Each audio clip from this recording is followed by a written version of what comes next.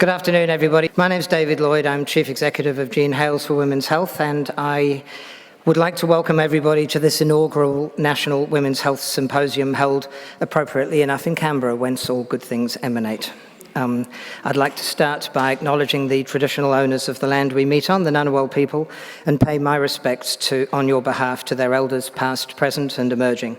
I'd also like to acknowledge and pay my respects to any Aboriginal and Torres Strait Islander people that we have in the room with us today.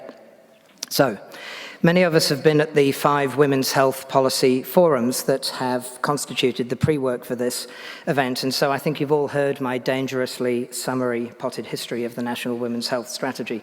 So I won't repeat that today, other than to say that our aim in holding these 5 forums and hosting this 2-day symposium has been to maintain the community of interest that developed around the strategy and to build on the energy and optimism and excitement that was evident while it was being developed and while consultations were underway. Right from the start of that work last year on the strategy, it seemed to all of us at Jean Hales that there was a wonderful opportunity here to do some important collaborative work that will have a serious long-term positive impact on the health of Australian women. If having the strategy launched in April was the end of the beginning, which I think it was, I think today marks the start of the journey, the point at which I hope the rubber really hits the road. The support we've had in getting to this point, I have to say, has been truly extraordinary. Clinicians, researchers, health consumers, advocates and policy wonks of all persuasions and backgrounds, people who might not meet, let alone agree in the course of their day-to-day professional lives, have contributed with great generosity and intelligence and passion. Everyone in this room has played a part in getting us all to this stage, but I do just want to mention a few of them, if I may. First, I'll be honest with you and say I don't think we would have had a national women's health strategy had the then president of RANZCOG, Steve Robson, not called the National Women's Health Summit in February of 2018, and I know many people here today were at that meeting, generating the start of the conversation about what an update of the 2010 policy would look like. This was a far-reaching and visionary move for which Steve and his colleagues at RANZCOG deserve enormous credit. Second, I don't think Jean Hales as an organisation would have been able to pick up these challenges and run with the development of the strategy had my predecessor as CEO of Jean Hales, Janet Mitchell-Moore, not spent the previous 20 years building up the robust and resilient organisation we now are. And so I certainly want to pay tribute to everything Janet has done and continues to do for women's health in Australia in general, and for this organisation in particular. As I always say, Janet has been the best mentor and the hardest act to follow of my career. And finally, when we decided that the symposium would focus on the National Women's Health Strategy and become effectively the first national working bee on its implementation, as this will now be, we would have gone nowhere had my colleagues Erin Bone and Rosemary Calder from Victoria University not been there to turn the idea into a tangible reality. Many of you have seen Erin in action at our forums, and Rosemary is simply a national legend.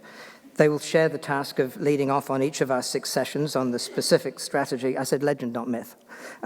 We're going to be talking about over the next 2 days, and I want to thank them now, and I'll do it again before the end of the programme, for the privilege and pleasure of having been able to work with their great big brains on this over the last 12 months.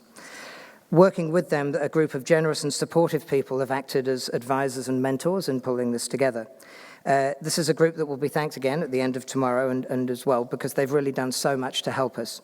Karin Hammerberg from Monash, Caroline Homer from the Burnett Institute, Vasa Jovanovska from RANZCOG, Geeta Mishra from the University of Queensland, Sarah Robertson from the Robinson Institute, Lyndall Soper and Tiali Goodchild from the Federal Government Department of Health, and finally, Kelly Thompson from the George Institute, who over the last 6 months must have found 100 different ways of saying, what do you need me to do? How can I help? To all of these people, sincere thanks and appreciation. And then there's our sponsors, the Federal Government Department of Health, who needn't have been a delight to work with on this, frankly, but have been, and so thank you to them. And to Amgen, sponsors of our dinner this evening, which you've seen is all nicely laid out there, who've become great partners and colleagues in preparing for this event. So, to our plenary, with 3 people who need no introduction, so of course I'm going to introduce them very briefly. I'll introduce each of them to speak for 15 minutes. I'll try to be a ruthless timekeeper, and then we'll head off into the concurrent sessions. Questions of this group probably belong in the other sessions. We may have time for 1 or 2, but it's unlikely. And so our first speaker, Professor Jane Fisher, AO, is an academic and clinical health psychologist, Professor of Global Health and Director of the Global and Women's Health Unit in the School of Public Health and Preventive Medicine at Monash University. And it doesn't say this in the bio, but I'm going to say it anyway, simply one of the wisest people I know.